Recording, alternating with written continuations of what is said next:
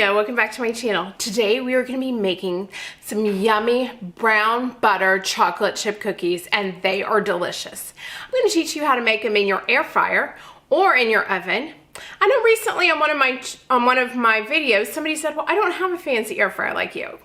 I just want you to know, this air fryer, or if you have a small basket air fryer, they're all the same. So if you see me making my big air fryer, the only reason why I do is because I have a whole family that I'm cooking for, and I hate going one at a time. So I'm going to show you how to do it in all three. And I'm also going to show you why would I use my air fryer for my cookies. One, it's fast, it doesn't heat my kitchen. But two, I sometimes just want to cook off a few cookies. I want them fresh and hot. Yummy. So I put my dough either into my refrigerator or into my freezer, and then when I'm, sitting in front of my TV on a fall evening and I want a hot chocolate chip cookie, turn that air fry during a little break, and a few minutes later I have a nice warm cookie. So let's get started. And if you're new here, welcome. I'm Sonia, and on this channel we have a lot of fun. We play around in the kitchen with my family and make delicious food. So I hope you give this video a big thumbs up, and I hope you consider subscribing.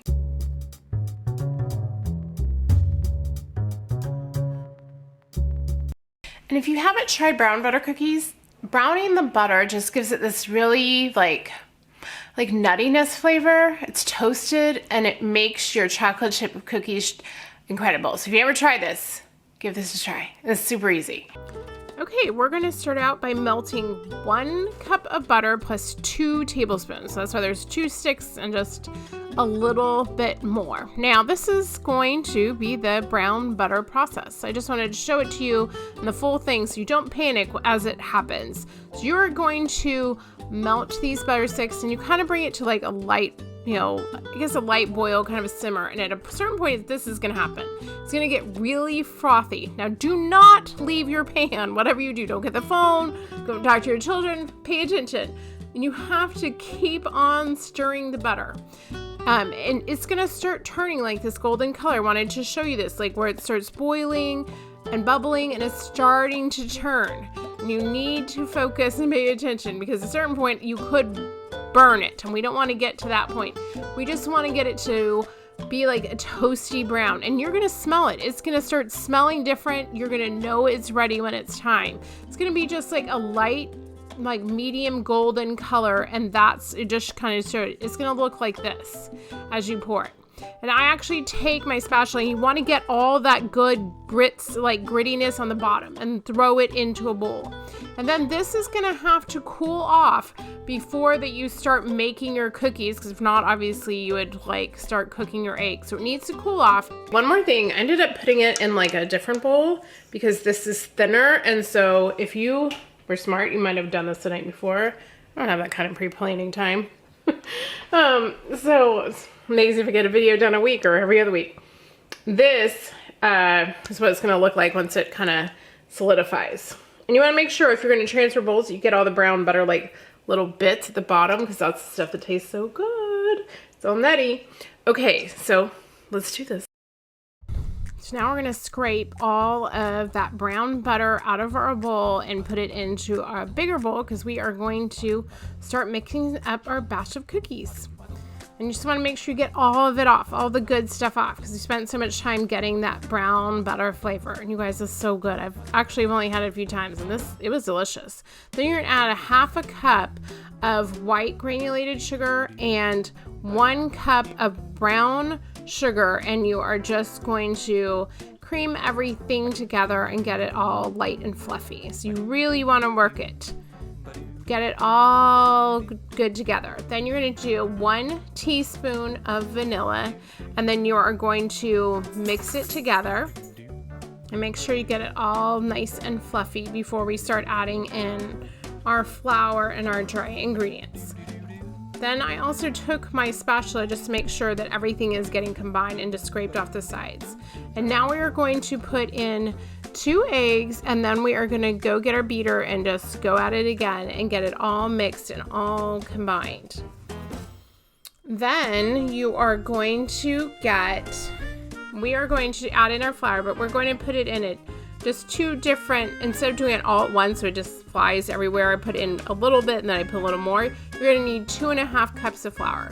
And I want to let you know that in the description box will be the full recipe, so you, of course, can make it at home. Remember, I'm on Instagram, so if you make this at home, tag me in your post. I would love to see your cookies that you guys make at home or any of my recipes.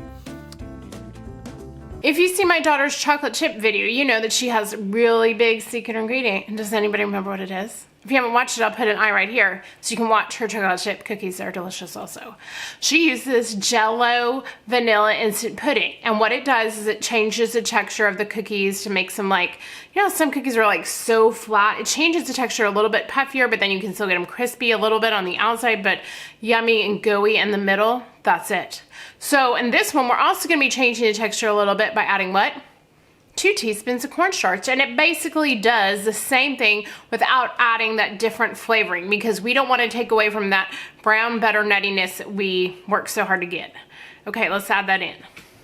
So here we go, 1 teaspoon of baking soda, and then we're going to do 2 teaspoons of cornstarch, and this is going to give it that really nice texture that we're looking for in these. Okay, mistakes were made. I probably should have added the cornstarch and the baking soda to the flour mixture before I dumped it in, but it's okay. What are you gonna do? I already did it. I'm doing like 2 million things at one time. Just mix it up and it's gonna taste great.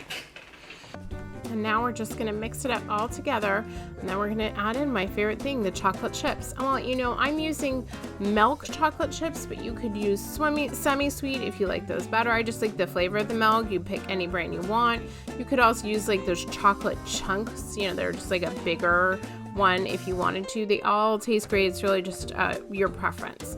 Just I want to make sure that it's all incorporated and all of the chips are mixed in. And then I wrapped it with some saran wrap and I put it in the refrigerator just for a while so it could set up. And now we're going to get started. I'm using my basket one first. I put it on 325, and I have this like silk pack kind of liner they put in. It looks a little dirty because I actually made 1 set first as an experiment, a few sets, so I could tell you exactly how to do it, how many minutes. So I put them in. I've done it before, but I've never really timed it. So you are halfway through. I just wanted to show you, because you're making it in an air fryer and it's going fairly quickly, you're going to need to take a spatula or something because they kind of puff up in the air fryer. And then you're going to have to press them down halfway through. Now when you take them out, just gently place them on a cookie cooling rack. Now we're going to get started on using my big air fryer. If you don't remember the tater tot ordeal and having to scrub it, I learned my lesson. I am going ahead and wrapping these with foil, and then I'm going to slightly spray it with some cooking spray and put them in. Now in this bigger air fryer, we are actually going to be pulling down the temperature, and it did take a little less time than in the small one. So it's at 300 on here, which is actually their setting for if you were baking like a cake or something. I'm going to put all the times and all the temperatures in my description box because each oven was actually different, from the real oven to the bigger air fryer to the smaller one, and it actually also affected the time. So I'm going to have all of those in the description box. So in my big oven, I did it on 350. And also that one, I didn't have to push anything down or whatever. The cookies just baked as they are. So halfway on this one too, you're going to have to go in and press it down halfway through, which in the smaller air fryers, it still actually took about almost the same amount of time to bake it, believe it or not. This, I took a cookie sheet, lined it with some parchment paper, and what I'm doing with the rest of all of my cookie dough is I'm putting it on there, and now I'm going to press them down because I'm taking those and I'm actually freezing them. These are the ones that came out of the oven. Pull them out when they're golden brown. I'm going to show you real quick. These are our frozen ones, and all I'm going to do, hold that first, is I'm going to just take a Ziploc and put each of the little, I don't know what you call them, like little pucks, little things of dough, and then I'm just going to store them in my freezer. If you wanted to, hang on, better idea. Hang on, better idea. If you happen to have any wax paper or parchment paper, I happen to have some. Remember corn tortillas? And I've actually had them before that, from pancakes, all kinds of stuff. Real handy. You get them at different food service, like restaurant supply stores. Anyways, I have a box of them. So what you could do to make it a little bit easier on you, now you could just throw them in the bag. It's gonna be fine. But if you wanted to to store them just a little easier, you could stack them. You could also put them like in a big Tupperware container, or if you're me, I'm just gonna throw them into a big Ziploc bag. Okay, so here they are. You guys, they all turned out great. I mean, I actually think, and I had my husband test one. He's working on work today. He's actually working from home, working on all kinds of math stuff for work. Anyways, he actually thinks the air fryer ones are slightly better. I think they're both really good.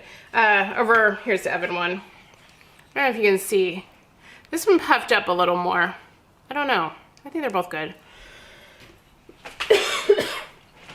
Sorry about that. Okay, so here they are. And I don't know if you can tell. It's like they're still just a little gooey in the middle, but then they're crunchy on the outside. Oh, really good cookies. You guys need to try these. Okay, you guys. Well, thanks for watching and hanging out with me this week, and I'll see you next week. Bye.